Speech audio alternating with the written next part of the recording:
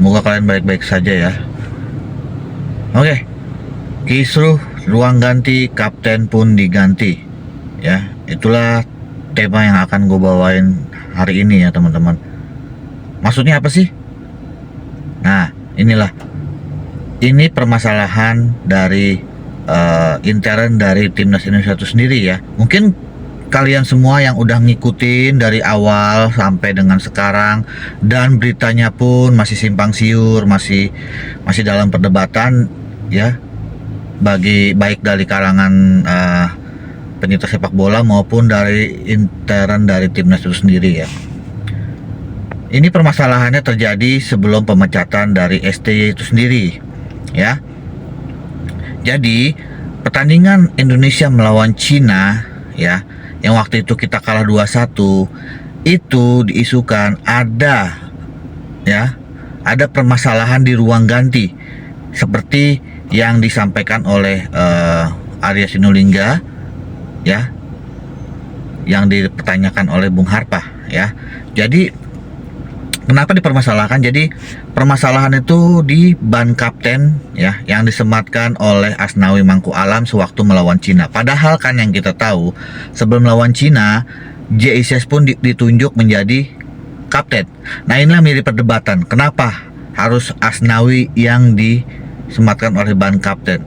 Nah, dari pernyataan Arya Sinulinga itu dibantahlah oleh Asnawi Mangku Alam di instastory-nya beliau ya. Dia mengungkapkan bahwa itu tidak benar ya apa yang dikatakan, karena STY pun masih mempercayai bahwa Asnawi itu menjadi ban kapten ya. Tapi dibantahkan oleh Arya, enggak, Ises yang harus kapten. Nah, itulah menjadi perdebatan. Ada apa sih sebenarnya ini di intern timnas itu sendiri ya? Ya, ini bau-bau sudah tidak suka dengan kepelatihan dari STY. Jadi hal-hal sekecil apapun dibesar-besarkan sehingga STY lah yang disalahkan pada waktu itu. Kebetulan Indonesia kalah melawan Cina dan itu merupakan partai yang sangat genting ya. Dan untuk strategi dan formasi mungkin memang blunder dari STY itu sendiri. Tapi ditambah lagi di ruang ganti isunya seperti itu. Jadi inilah yang menjadi hal yang besar untuk menjatuhkan STY.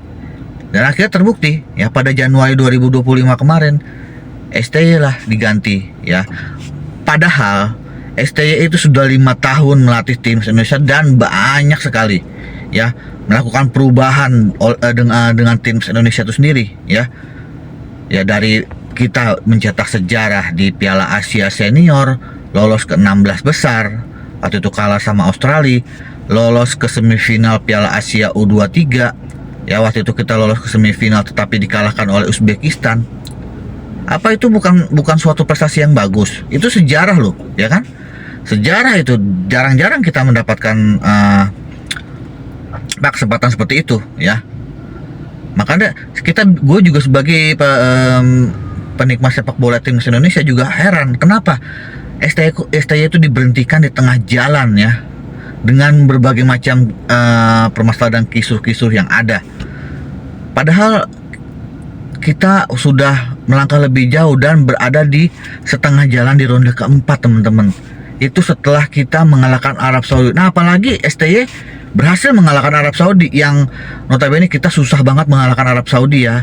Akhirnya STY berhasil mengalahkan Arab Saudi dengan skor 2-0 ya. Dengan gol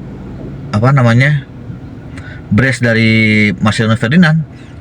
Nah, itulah tiba-tiba ada isu pemecahan STY dan pertandingan terakhir STY itu ada di AFF ya.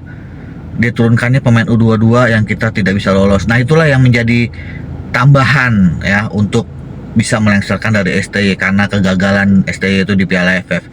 Ya, sebenarnya kan dari awal juga STY juga berstatement AFF itu tidak penting ya, karena banyak kejanggalan di Piala AFF dan STY itu fokus untuk ke Asia baik itu Piala Asia U23, Piala Asia Senior ataupun Piala Dunia kualifikasi ya. Tetapi itulah target ya, tetap target. Makanya dari itu kita cuma kalau gue bilang permasalahan kecil, masalah kita tidak lolos di AFF ya, yang dipasang juga bukan pemain yang inti, dan dibahas lagi lah pertandingan melawan Indonesia lawan Cina yang kita kalah 2-1, dan ditambah lagi lah ada perselisihan di antara ruang ganti. Padahal di situ ya STY ada di dalam bersama JJ di ruang ganti ya, dan banyak mungkin pemain-pemain juga welcome dengan adanya STY, karena selain perkembangan kita bagus ya, mereka dilatih itu dengan keras ya, dengan fisik. Kita terbukti dilatih STY kita, fisik kita sangat kuat ya, fisik ya kan, stamina ya, dan pertahanan kita kuat, kita akui itu ya, karena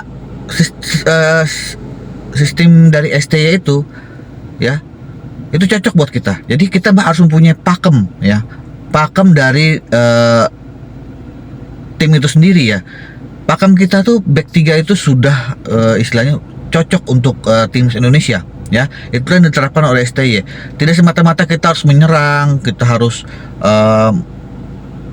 mempertunjukkan permainan yang cantik, tapi STY itu memperkuat lini belakangnya. Nanti suatu saat lengah atau gimana, kita bisa counter attack. Nah, itulah yang menjadi momok bagi lawan-lawan kita, terutama di Asia Tenggara ya, Vietnam, Thailand. Itu mereka sangat ketar-ketir melawan kita semenjak ditangani oleh STY. Makanya dari itu ya, Asnawi berstatement seperti itu karena dia tidak mau disalahkan, tidak mau disudutkan ya. Nah, ini ada apa sebenarnya ya? Kita juga sebagai warga Indonesia dan juga pencinta sepak bola Indonesia, kita bingung ya, kita kecewa ya. Sebenarnya tidak usah disalahkan oleh pemain itu sendiri, karena pemain sudah berusaha, sudah mengeluarkan semua kekuatan mereka untuk kerja keras. Sebenarnya pemain itu tidak bisa disalahkan. Seburuk-buruknya pemain itu pasti ya, pemain itu tidak bisa disalahkan, karena pemain itu kadang ada masa jayanya, kadang ada masa di bawah perform mereka, itu kan bener. Jadi ya itulah, gue juga heran ya. Makanya dari itu sekarang masih tengah menurut aku, kenapa STY bisa dipecat seperti itu. Dan akhirnya terbukti kan, timnas Indonesia semakin lama semakin merosot semenjak hadirnya PK dan pemecatan PK, dan sekarang pun pelatih masih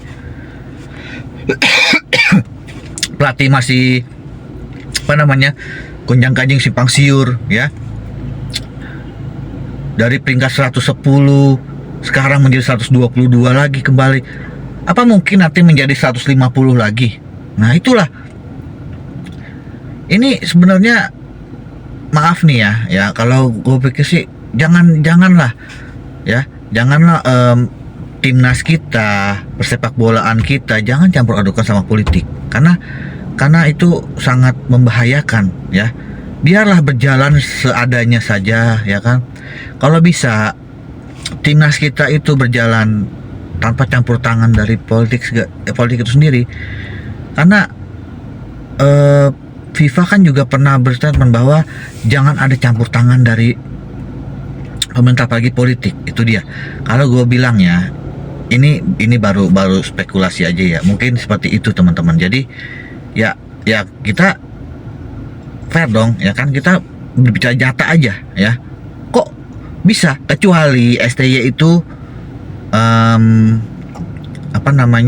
sudah di ronde 4 ya, sudah terakhir melawan Irak kemarin gagal, itu is oke, nggak jadi masalah ya. Mungkin keputusan terbaiknya seperti itu, tapi kita tidak, federasi tidak memberi kesempatan kepada STY untuk melangkah lebih jauh sampai dengan pertandingan terakhir di ronde keempat. Itulah yang menjadi kekecewaan bagi kita semua. Dan hasilnya apa? Hasilnya nihil semua ya. Seharusnya dikasihlah kesempatan STY untuk terus melatih sampai dengan ronde keempat. Itulah kan, kalau misalkan STY melatih sampai ronde keempat, sampai terakhir melawan Irak kemarin, pasti netizen dan juga masyarakat Indonesia yang mengikuti perkembangan timnas itu mereka merasa puas dan tidak disalahkan, karena oh ya udah, berarti emang cukup seperti itu ya, karena udah dari awal sampai akhir STY yang membawa. Setelah itu federasi mau memutus kontrak atau bagaimana silahkan, karena ronde 4 sudah habis ya, dan STY pun sudah menunjukkan kualitas terbaiknya. Itulah sebenarnya seharusnya seperti itu, dari awal sampai akhir STY lah kasih kepercayaan. Tapi kenapa di tengah-tengah itu ada pemecatan dan penggantinya pun tidak sepadan ya, bikin apa, pemain kecewa, sampai dengan Verdong menetes air mata, HY menetes air mata, itu mereka kan kesian ya kan. Nah itulah kisru-kisru seperti ini yang bikin timnas Indonesia itu tidak berkembang ya teman-teman. Ya kita juga mau lah timnas Indonesia kita berkembang ya kan, timnas Indonesia bisa berbicara banyak di Asia maupun di dunia. Sebenarnya itu peluang kita kemarin ya, sebenarnya itu apa namanya, puncak dari permainan timnas Indonesia itu kemarin, tetapi dihancurkan oleh ya itu kemarin. Jadi ya kita harus menahan kekecewaan itu sendiri ya. Apalagi kisruh-kisruh yang di ruang ganti itu mencuat lagi sekarang ya. Ya karena ya itu mungkin ada segelintir orang yang tidak suka, ada segelintir orang yang tidak menaruh kepercayaan kepada sebelumnya itu STY. Ya itulah, maka dari itu timnas kita makin kesini makin kurang jelas ya teman-teman ya. Ya kita melihat saja perkembangannya ya kan. Toh kita juga melawan Arab, seharusnya kita bisa apa namanya, bermain seperti kita di kandang kita sendiri ya di GBK. Tetapi kemarin dari sisi pemain juga asal-asalan, formasinya pun yang diterapkan juga aneh ya kan. Itulah yang menjadi pertanyaan bagi kita semua. Pasti kalian semua bertanya-tanya ya kan. Apalagi isu pemecatan STY kemarin tuh, pasti kalian semua kecewa dan bertanya-tanya, kok bisa gitu, kok bisa mencuatlah sekarang ya. Makanya sekarang jangan disalahkan oleh pemain ya. Pemain itu tidak salah. Di lapangan pemain sudah bekerja keras, di ruang ganti pun pemain sudah bekerja keras. Pasti ada pasti ada yang mendorong hal seperti itu gitu loh ya kan. Tidak mungkin ya, kalau gue bilang tidak mungkin sih sekelas pemain tersebut ingin menghancurkan tim itu sendiri ya. Makanya itu kan kita pemain pasti juga ingin menunjukkan kualitas mereka terbaik, membawa nama timnya, apalagi membawa negara ya kan. Tidak mungkin. Maka dari itu, ada apa ini sebenarnya teman-teman ya. Ya makanya kita terus ikutin aja perkembangan timnas Indonesia dan selalu mendukung pemain timnas Indonesia siapapun ya. Dan intinya ya, pemain jangan serta-merta disalahkan, jangan serta-merta diadu domba. Itulah yang bikin timnas Indonesia itu tidak berkembang dan kacau. Bukti sampai sekarang ya teman-teman ya. Ya kita banyak yang bilang harus reformasi PSSI, rombak semua ESCO. Ya itu semua sekarang tergantung dari federasi sendiri ya. Kita netizen semuanya berharap seperti itu, biar untuk kemajuan Indonesia sebenarnya seperti itu. Tapi ya kembali lagi ya. Ya kita yang penting intinya apapun yang diputuskan, apapun yang dihasilkan, dijalankan oleh federasi, kita terima asalkan timnas Indonesia bisa berjaya, bisa maju ya, membalikan kejayaan seperti yang di tangan STY kemarin ya. Jangan makin lama makin mundur. Dengan pelatih baru pun semoga lebih bagus bagi STY dan juga semakin lebih bisa berprestasi ya. Moga-moga kita bisa mencapai 100 besar ranking ya kan. Itulah ya yang harus kita harapkan ya teman-teman. Oke teman-teman ya, gue berharap kita jangan ada kisruh ya mengenai hal-hal seperti ini. Kita tetap dukung, boleh kita mengutarakan kecewaan kita, tetapi tetap kita dukung apapun keputusan, apapun yang dijalankan oleh federasi maupun timnas kita. Yang penting kita bisa melangkah lebih maju ya, membalikan kejayaan kita kemarin ya. Oke teman-teman, sekian dulu. Jangan lupa di like, di subscribe, dan komen channel ini agar bisa berkembang dan bisa memberikan informasi terbaru mengenai sepak bola, terutama timnas Indonesia teman-teman ya.